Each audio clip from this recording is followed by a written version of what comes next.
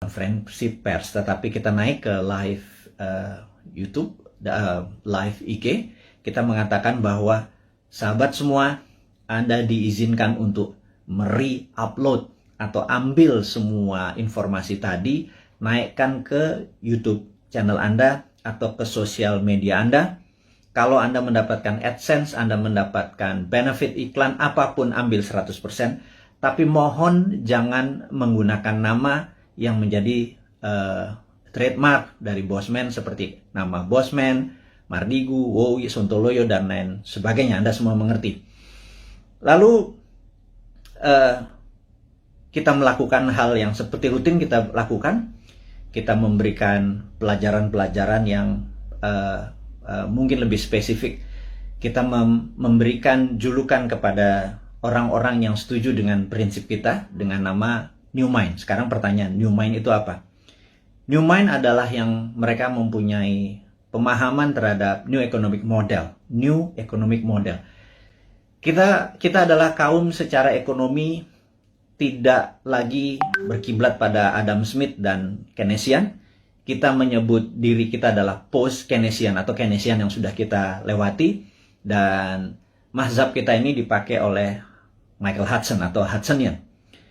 Michael Hudson dengan Hudson Institute-nya tahun 1971 menyarankan pemerintahan Nixon untuk melepas jaminan emas dalam memprinting dolar.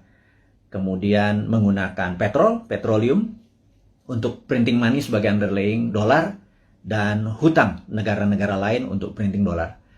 Sejak tahun 1971 Amerika awal menjadi negara superpower dan terus mengontrol dunia dengan energi dan currency. Kemudian Michael Hudson ngajar di Peking University tahun 1989.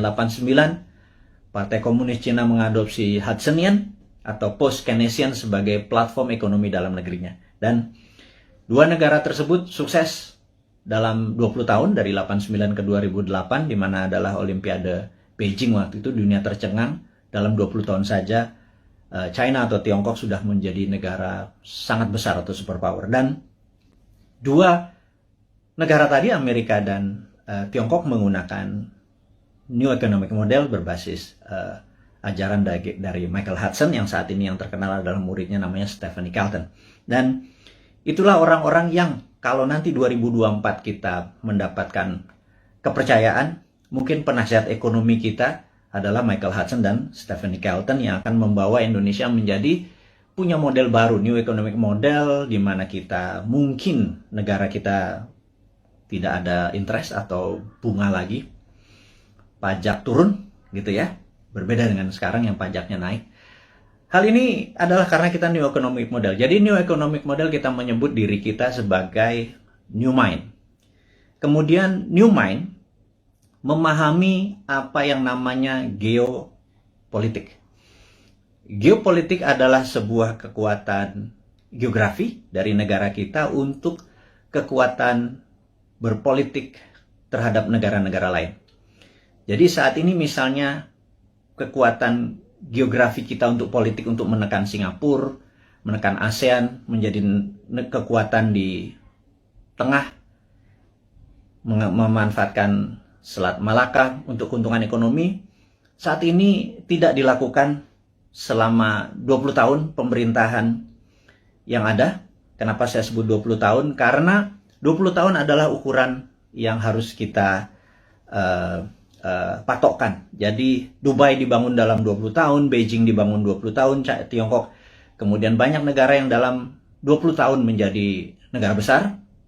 Jadi kita tanya sekali lagi, Ibu Mega, alhamdulillah Anda sudah 3 tahun menjabat sebagai Presiden ke-5, kemudian Pak SBY selama 10 tahun, terima kasih Anda sudah 10 tahun membawa negara ini. Kemudian terakhir adalah saat ini Pak Jokowi dengan 7 tahun, jadi total sudah 20 tahun. Pertanyaan dari kaum New Mind kepada Anda semua yang kami menganggap tidak berbeda haluan ekonominya, kita bicara ekonomi dulu ya, adalah tidak berhasil membawa Indonesia untuk menjadi negara superpower. Dan kemudian tahun 2024 ada 3 informasi yang kita bisa share. Nomor satu adalah ada isu bahwa akan diperpanjang 3 masa jabatan. Jadi incumbent bisa men-challenge lagi dirinya. Dan di sini saya ragu apakah nanti tahun 2024 Anda menang juga gitu ya. Tapi nggak apa-apa, itu adalah fair fight. Jadi kalau kita nih kaum New Mind mendadak nanti challenge-nya dengan incumbent, mungkin menarik karena kita menang atau kalah pun dari yang the best gitu ya. Kemudian ada isu kedua yaitu tidak 3 kali masa jabatan tetapi ditambah 3 tahun. Seperti halnya waktu itu FDR, Franklin Delano Roosevelt, karena Perang Dunia Kedua terjadi di Amerika, dia harus memperpanjang jadi 4 kali. Jadi satu-satunya presiden yang 4 kali masa jabatan dikarenakan di-extend jabatannya. Jadi minta di-extend 3 tahun karena mungkin tahun 2020, 2021, 2022 masa pandemi ini tidak perform, jadi minta jabatan 3 tahun. Dan baik itu jabatan 3 tahun ditambah, walaupun nanti 5 tahun lagi, atau 3 kali masa jabatan, itu keduanya harus MPR putuskan dan DPR. Jadi saya yakin Anda bisa lakukan karena DPR saat ini sudah Anda kuasai, ditambah PAN bergabung, jadi udah 82% suara Anda. Pasti Anda bisa ubah ini semua semau-mau dan sependapat Anda. Nggak apa-apa, itu free fight, itu pasar bebas, itu adalah demokrasi, kita nggak perlu marah.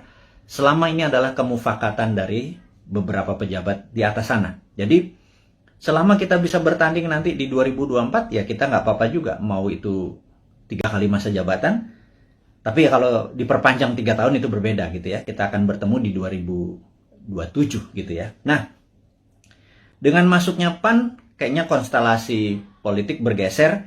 Apakah PAN masuk kabinet seperti informasi yang kita ketahui? Apakah Pak Zul masuk atau Mas Trisno Bahir masuk? Mungkin Menko Kesra, saya nggak tahu. Saya cuman mengira-ngira aja. Kemudian Pak Hadi, Panglima kita yang mendekati masa pensiun, apakah dia masuk kabinet? Atau penggantinya di Panglima bisa Pak Andika dari darat. Kalau ini merasa darat lagi, mungkin Angkatan Laut yang masuk, dan Pak Andika bisa juga digeser ke BIN. Apapun itu, tujuannya saya tahu bagaimana, atau kita tahu bagaimana membuat negara Indonesia ini berdaulat. Saya tidak menentang, atau kami New Mind tidak menentang. Yang jadi pertanyaan adalah, apakah kalian bisa membuat negara Indonesia menjadi negara superpower di tahun 2045 atau 24 tahun dari sekarang? Jadi apapun itu, kita lihat langkahnya hanya menaikkan pajak, kemudian berhutang, dan membangun hal-hal yang menurut beberapa orang tidak produktif. Kalau jalan tol, infrastruktur, oke lah. Walaupun dalam sebuah buku, yang saya lupa, currency, saya nanti inform.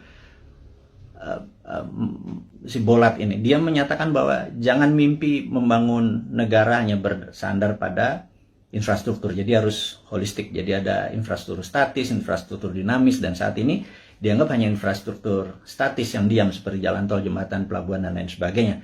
Harusnya infrastruktur dinamis juga dibangun. Tapi ada hal yang menurut kami adalah hal yang tidak produktif, adalah membangun ibu kota pindah ke Penajam. Dan ini produktifnya di mana kita nggak tahu gitu ya. Tapi yang jelas itu bukan hal yang penting, karena bagi orang seperti saya atau kaum New Mind ini yang sangat percaya pada kedaulatan sebuah bangsa, Penajam itu sangat lemah sekali jika ada serangan dari negara lain. Karena sisi utara ada Malaysia, Sarawak, di mana pangkalan militer Malaysia terbesar adalah di utara Kalimantan, di Sarawak. Kalau menyerang Penajam kurang dari setengah jam, bawa bom pesawat pembom rata tanah, dan kita nggak punya perlindungan sama sekali. Jadi saya pikir membangun Penajam, membangun ibu kota, nomor satu adalah harusnya membangun pangkalan militer terlebih dahulu. Pangkalan angkatan lautnya digeser dulu, pangkalan angkatan udara digeser dulu, kemudian darat dan kepolisian harus dipersiapkan dulu, infrastruktur harus disiapkan dulu, baru ibu kotanya. Jangan dibangun gedungnya dulu. Begitu saya jadi presiden nanti tinggal dibom sama Malaysia, kan gerah kita. Jadi saya rasa sudahlah, jangan nanti jadi hambalang. penajam itu lupakan. Ini saran dari New Mind. Wahai yang terhormat kepala negara, jangan dilanjutkan.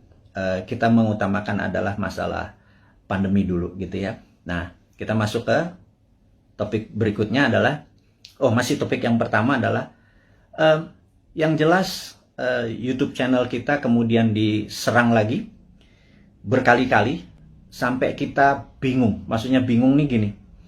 Kita kan punya channel di Santara dengan tagline UKM menang, kemudian Dinaran Official dengan tagline Rupiah menang. Kalau Bosman Mardigu tagline-nya adalah Indonesia menang. Jadi kita memasang cerita karena selama di takedown tidak boleh upload, kita menaruh informasi di Dinaran Official dan di Santara. Kemudian begitu kita boleh lagi memasang, kita memindahkan informasi di Dinaran tersebut official ke Bosman Mardigu dan itu di take down juga. Itu kita heran, berarti memang YouTube kita memang ditarget gitu ya, sampai kita kebingungan. Karena apalagi yang ditarget, karena benar-benar kata-kata yang kita taruh, bahkan jualan emas, jualan dinaran, akan mempromosikan emas sebagai alat bayar atau bukan, sebagai alat tukar, itu pun di take down. Jadi kita pikir kita akhirnya diserang lagi. Kali ini menarik, katanya kita melanggar konsensus WHO. Kita ngecek langsung video mana yang melanggar konsensus WHO. Ternyata di salah satu video, nggak di salah satu, ada 5 video kita tentang BPOM dan vaksin dan COVID. Di situ kita terang-terangan mengatakan kita mendukung vaksinasi, tetapi kita lebih mendukung terapi imunitas. Alias, mereka-mereka dites titernya dulu, dimana kalau titernya 150 ke atas atau 200 ke atas, tidak usah vaksin karena antibodinya tinggi. Jangan semua orang dihajar titernya rendah atau tinggi, dihajar semua pakai vaksin, sehingga terjadi pemborosan. Dan menurut kita-kita ini, ada 400 juta vaksin udah dibeli, jangan-jangan dengan 50 juta kalau kita selected mereka yang titernya di bawah 150 antibodinya itu yang divaksin, maka jangan-jangan 80% penduduk kita yang di kampung-kampung sana yang hanya makan tiwul, hanya makan jagung rebus, terus ngopi, terus ngakak-ngakak tuh titernya pada tinggi semua karena bahagia semua. Sementara yang bermasalah nyara orang di kota dan pejabat-pejabat, terutama politikus yang titernya rendah walaupun makannya enak, mungkin karena duitnya nggak halal kali ya. Mereka-mereka yang dikasih vaksin gitu. Nah, ternyata kita mempromosikan imunoterapi atau terapi imunitas itu dianggap melanggar konsensus WHO. Dan kita di take down lagi. Jadi kita mulai mempelajari apa sih konsensus WHO. Ternyata konsensus WHO itu adalah vaksin itu suggested, atau dalam bahasa Indonesianya, vaksin itu disarankan. Sementara kayaknya nih ya, pemerintah kita kayaknya, sekali lagi ya, mohon maaf nih, kayaknya kalau Anda marah, Anda geeran, atau Anda baperan. Kalau baperan jangan jadi pejabat ya. Jadi kayaknya di Indonesia vaksin itu mandatori, diwajibkan. Sementara WHO hanya suggested atau menyarankan. Jadi di sini kita ada sedikit pertanyaan, kita tidak melanggar konsensus WHO, tapi mungkin melanggar mandatori atau perintah dari pemerintah saat ini. Sekali lagi, kita bukannya tidak mendukung, tapi kita punya preference. Karena sahabat saya, seorang profesor yang saat ini mengajar di Cornell University, beberapa minggu yang lalu, mungkin beberapa hari yang lalu, 3 minggu yang lalu, mengatakan, kalau vaksin adalah sebagai single bullet proof untuk menang melawan COVID, itu halu. Jadi dianggap delusion.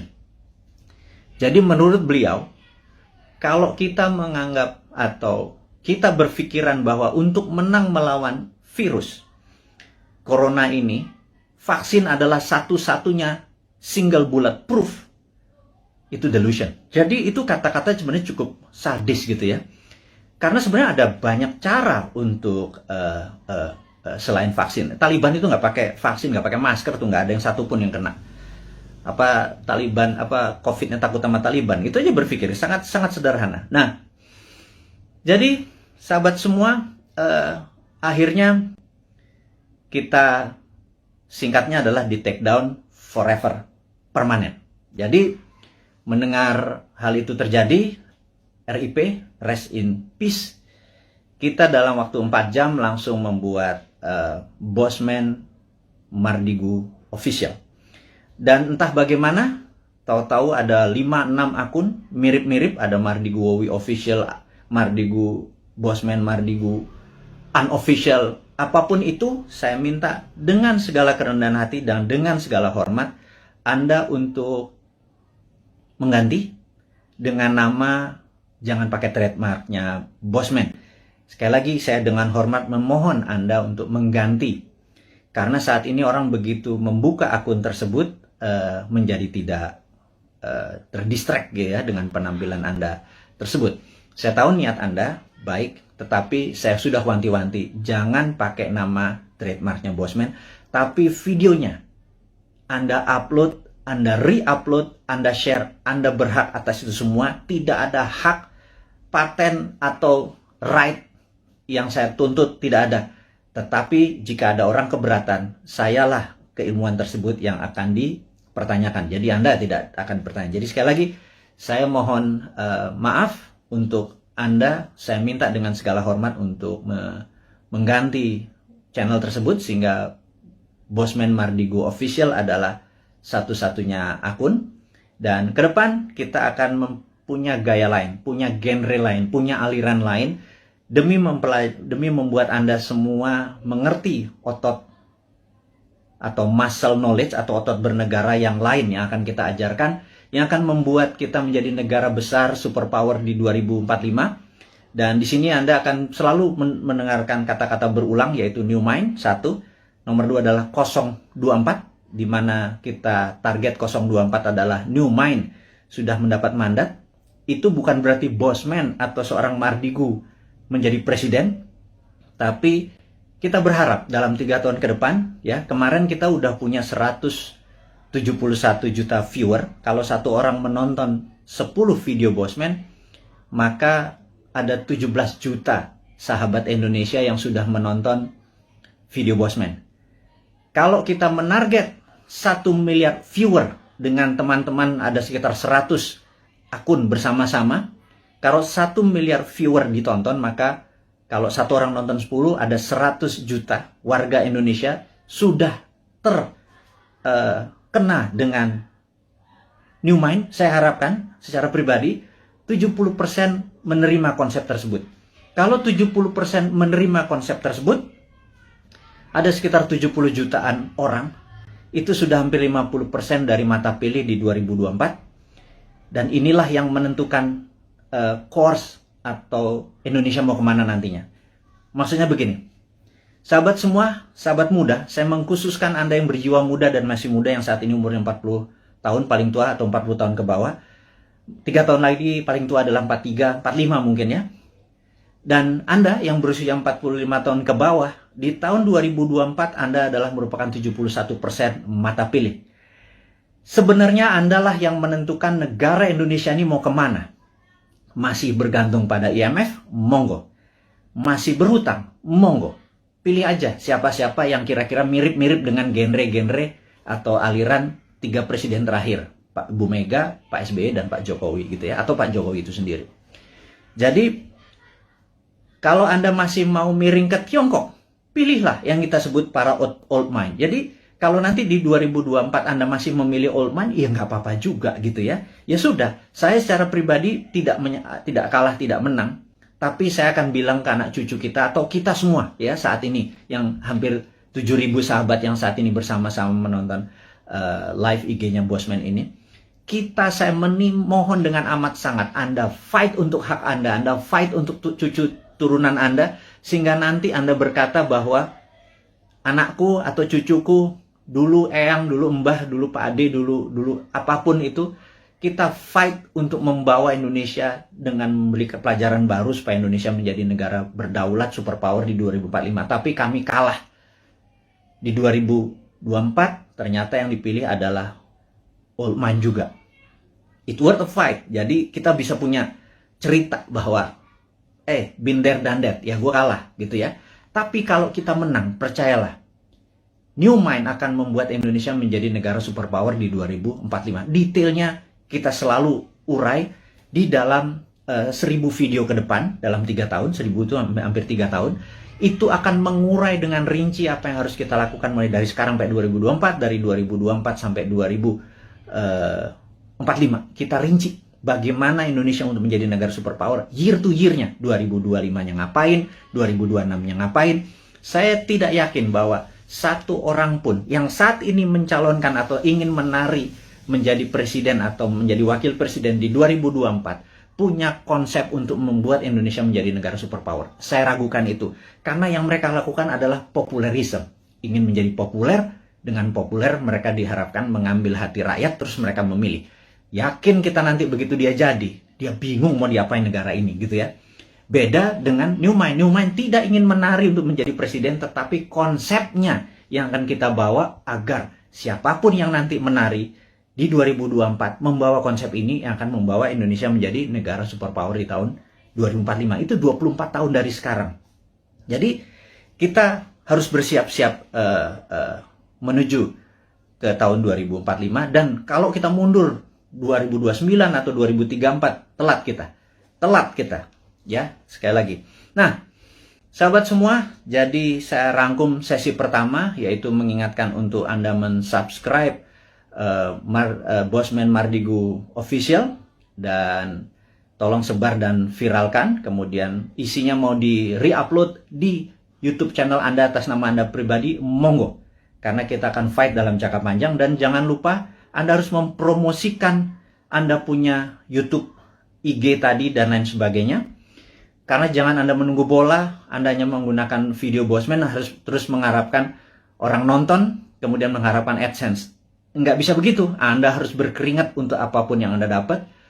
Anda promosikan video-video tadi di video YouTube channel atau sosial media Anda. Dan tadi pagi saya heran, saya naikkan sesuatu di IG. IG ini saya agak sedikit deg-degan. Karena di Agustus kemarin 5 kali kita diperingati. Bahkan kita ada kata-kata ganyang koruptor, itu di take down. Itu cukup kaget saya. Jadi rupanya apapun yang ditulis, di caption oleh Bosman, bahkan video dari orang lain yang penontonnya cuma 300, kita ambil, kita upload di tempat Bosman, toto dalam 1 jam ada 100.000 viewer, captionnya kita mungkin berbeda dengan yang lain, toto di take down. Jadi tadi pagi di take down lagi, cukup kaget saya. Dan kalau itu di take down lagi membuat resiko IG kita yang 2,1 juta follower ini juga beresiko seperti 1,5 juta subscriber dari YouTube. Jadi, tapi apakah kita akan give up atau menyerah?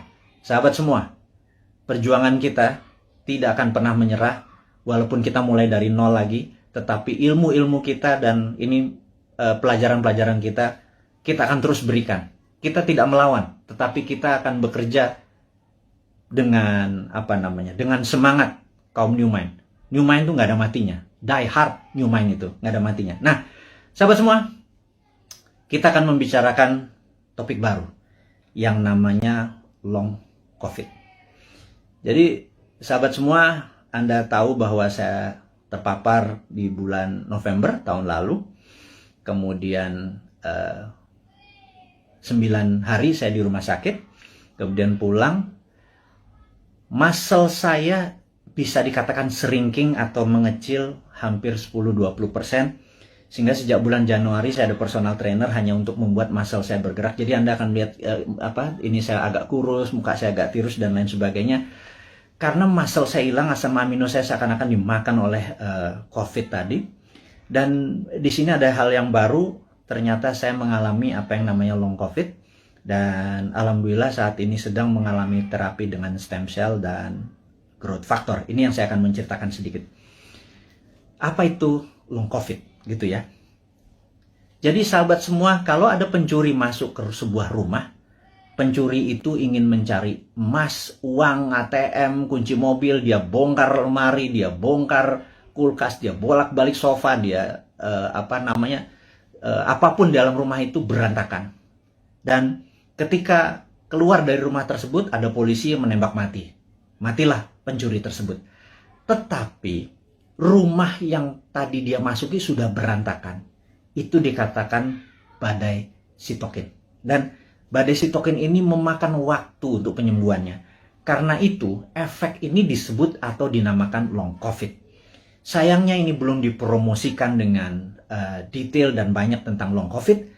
Maka dengan segala kerendahan hati, Bosman adalah orang yang awal-awal menceritakan tentang long COVID. Jadi ada yang efeknya setelah 3-4 bulan, mereka mendapatkan rambutnya rontok. Atau lelo, agak lupa terus lemot otaknya. Ini kok gue ke lantai 2 mau ngapain ya gitu ya. Kemudian ada yang gulanya yang biasanya normal 100, toto menjadi 300. Atau asam uratnya naik. Atau setiap malam berdebar-debar gitu ya. Sahabat semua, ada 4 juta saudara kita terpapar COVID dan menjadi penyintas, sudah sembuh dari COVID-nya. 50% katakanlah yang 2 juta itu menjadi normal kembali, tetapi yang 2 juta ini saat ini mengalami efek long COVID mulai dari yang kecil sampai yang severe atau yang parah.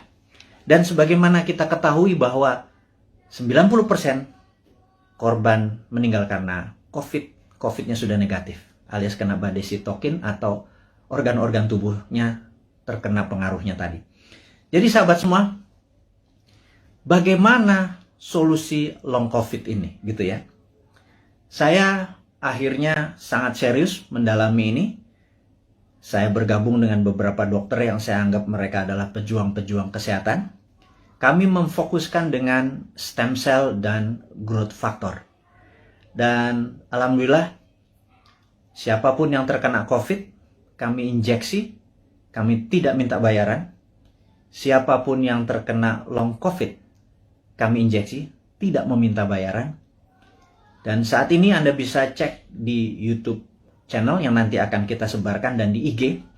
Siapapun yang terkena ingin menggunakan stem cell dan growth factor, dan ini cukup mahal. 1 injeksi itu 1 juta rupiah, saya nggak peduli.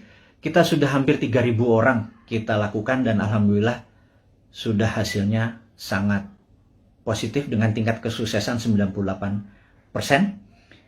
Ini akan kita promosikan besar-besaran sebentar lagi. Tentunya setelah kita masih terbatas, tapi ini adalah penyelidikan yang sudah 5 tahun berjalan. Kita gaspol, intinya adalah kita ingin berkontribusi, kita harapkan 1 juta orang. Entah itu yang terpapar atau kena long COVID, kita kasih free. Ini proyek agak utopia, agak gila sedikit, tapi itulah New Mind.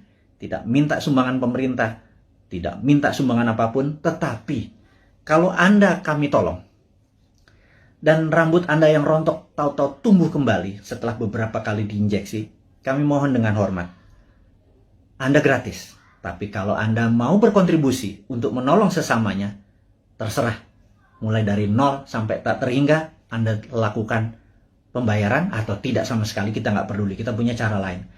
Jadi intinya adalah stem cell dan growth factor ini akan menjadi senjata kita untuk menolong teman-teman yang long COVID. Saya tahu di antara 6.000 saat ini hampir 7.000 ada mereka yang jadi yang saat ini gue deg-degan kalau malam itu jangan-jangan long COVID karena gue udah penyintas COVID. Ini yang membuat gula gue naik, ini membuat dimmer gue naik dan lain sebagainya. Yuk kita diskusi lebih detail lagi tentang hal ini. Anda boleh DM atau nanti komen di IG kita atau di YouTube channel kita, karena kita akan merinci sekali lagi. Jadi ini berbeda sekarang YouTube-nya dengan YouTube yang dulu. Kita akan lebih banyak kontribusi-kontribusi ini, tapi bukan hadiah-hadiah, tetapi benar-benar ingin penyembuhan masalah COVID dan long COVID ini. Ini sedikit kontribusi dari kaum New Mind. Dan bagi mereka yang sehat, supaya tidak terpapar, kita adalah orang yang ingin imunitas kita tinggi. Kita ada immodulator. Ini juga free. Kita akan kasih semua orang. Ini berbahan baku juga ada stem cell dalam tanda petik yang kita keringkan dicampur dengan herbal. Ini juga gratis. Kalau Anda minta immodulator, kita kirim dimanapun, tapi ongkos kirimnya Anda tanggung kalau itu di luar Jakarta. Kalau di Jakarta ambil sendiri. Nanti tempat-tempatnya kita kasih tahu, ada yang di Citos, ada yang di Senayan dan lain sebagainya. Itu detailnya.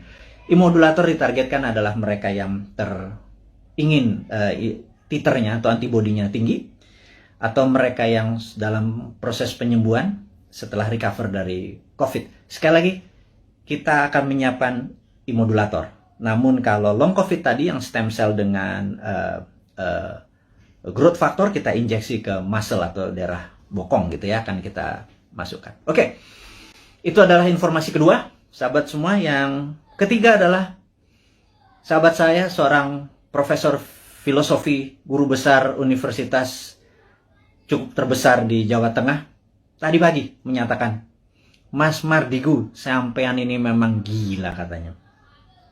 Anda benar-benar mendeklar diri Anda sebagai Westphalian. Saya begitu dikatakan saya sebagai Westphalian ini saya tertawa.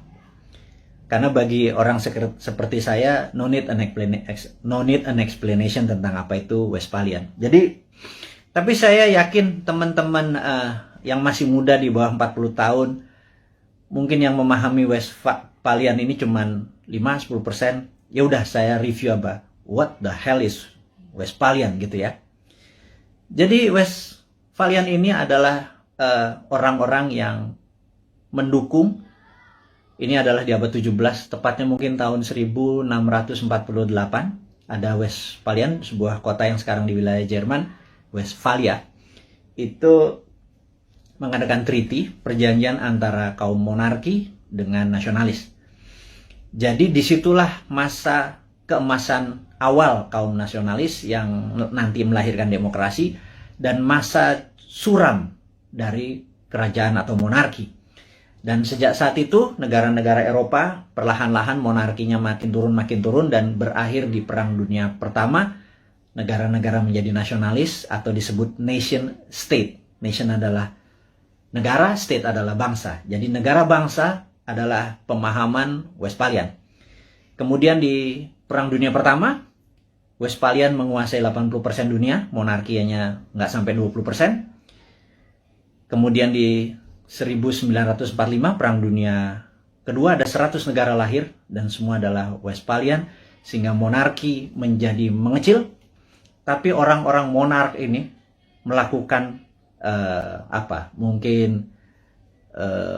memutasi. Mereka menjadi raja-raja seperti Rothschild, Oppenheimer, dan lain sebagainya. Ada 13 raja-raja, keluarga raja-raja, dalam tanda petik, bukan raja beneran, tapi raja ekonomi. Nah, mereka inilah yang mulai menggarap dunia tahun 50-an, 60-an, 70-an, terus. Dan mereka yang kita sebut sekarang dengan nama globalis. Jadi globalis ini anti-nation, anti-negara, anti-bangsa. Globalis hanya peduli pada NIK, nomor induk kependudukan. Mereka hanya peduli pada numbers dan sertifikasi. Jadi, saya tidak menentang vaksin, saya menentang sertifikasi. Jadi ini jelas ya posisi saya ya. Saya anti sertifikasi, saya anti dimonitor, saya anti diikuti, dibedah. Kita kemana aja, masuk ke mall, keluar mall, masuk ke sini, kita dibedah, kita diikuti, dan ada nomor serinya. Itu adalah cita-cita globalis dari dulu. Kita sebagai kaum Westphalian yang nasionalis patriotik, kita menganggap bahwa mereka adalah common enemy atau musuh bersamanya. Dan globalis ini di belakang Tiongkok dan di belakang Amerika dan negara-negara lemah. Jadi kita takutkan negara tetangga ini sudah terpengaruh dengan globalis, sehingga kita kaum nasionalis, kaum Westphalian ini ya dibungkam, entah di YouTube-nya, entah di IG-nya, atau kita dibungkam karena mereka tidak ingin semangat nasionalis seperti yang Pak Karno promosikan menjadi penghalang kesuksesan mereka mensertifikasi dan memberikan numbers kepada penduduk dunia. Tapi kata-kata guru besar tadi tentang kita adalah Westphalian dan diserang untuk dibungkam membuat saya tertohok. Intinya adalah benar juga ya. Jangan-jangan itu yang terjadi. Tapi apapun itu, kedepannya kita akan terus memberikan informasi kepada sahabat semua dimanapun Anda berada dengan ilmu-ilmu kekinian yang tujuannya adalah Anda di tahun 2024 yang 71% ini. Anda saya minta dengan hormat menentukan apakah Anda mau membuat Indonesia menjadi negara superpower di tahun 2045 atau Anda tetap ingin Indonesia menjadi negara mediocre seperti saat ini di tengah-tengah dan di trap kena debt trap, kita nggak bisa kemana-mana, siapapun jadi presidennya, menjadi pemimpinnya, terborgol sampai tahun 2045. Anda bisa pilih itu semua, dan untuk itu saya mohon dengan amat sangat Anda promosikan ide-ide dari New Mind ini dengan siapapun. Kita challenge ilmu kita ini, kita lakukan studi lebih dalam lagi. Tujuannya adalah untuk membuat Indonesia berdaulat seperti kaum Westphalian atau nasionalis. Tapi kalau Anda memilih menjadi sama globalis, monggo juga 2024 kita memilih enggak, kita bukan nasionalis, kita setuju sama globalis, kita ikut Tiongkok, kita ikut Amerika, kita ikut IMF, kita ikut obor, kita ikut globalis, silahkan juga. Itu ada pilihan Anda. Tapi saya secara pribadi menyatakan diri saya anti globalis, saya Westphalian, saya nasionalis, saya patriotis, dan saya harap mereka-mereka yang mengadopsi New Mind berpendapat bahwa kita anti bunga, deposito kita tidak ada bunga, rupiah kita berputar, dan salah satu transaksinya kita nanti bisa menggunakan alat tukar baru yang namanya emas, di mana cadangan deposito emas kita cukup besar yang bisa menjadi underlying dari transaksi menggunakan emas. Ini adalah prinsip-prinsip New Mind. Sahabat semua, kita sudah bersama-sama hampir 1 jam. Ada 3 topik hari ini yang kita diskusikan. Saya harap video ini bisa Anda tonton sekali lagi untuk memahami maksud-maksud kita ke depan. Kita tidak anti vaksin, kita anti sertifikasi, kita dukung pemerintah dengan vaksinasi, kita dukung dengan strategi menyelesaikan masalah long COVID dan COVID dengan saat ini kita menggunakan stem cell dan growth factor, dan itu sifatnya free, kita dukung. Jadi kita menganggap bahwa vaksin sebagai single bullet proof itu harus ada solusi lain, jangan satu-satunya vaksin, yaitu kita menggunakan solusi dengan stem cell dan growth factor. Yang kedua, kita mengingatkan ada yang namanya long COVID. Long COVID adalah efek setelah terpapar COVID yang saat ini kita duga ada 2 juta sahabat kita, mulai yang terkena dari yang paling ringan hingga yang paling berat. Dan ini akan kita gratiskan semua pengobatannya, dan nanti diskusinya kita ada di DM, di sosmed kita, atau nanti akan informasikan ke YouTube. Terus subscribe YouTube kita, perbanyak YouTube kita, informasinya semua ada di sana. YouTube kita akan menjadi baru, sosmed kita akan menjadi baru, dengan tujuan untuk menjadikan Indonesia baru. Akhirul kalam, saya ucapkan terima kasih atas perhatiannya, mohon maaf lahir batin. Wassalamualaikum warahmatullahi wabarakatuh.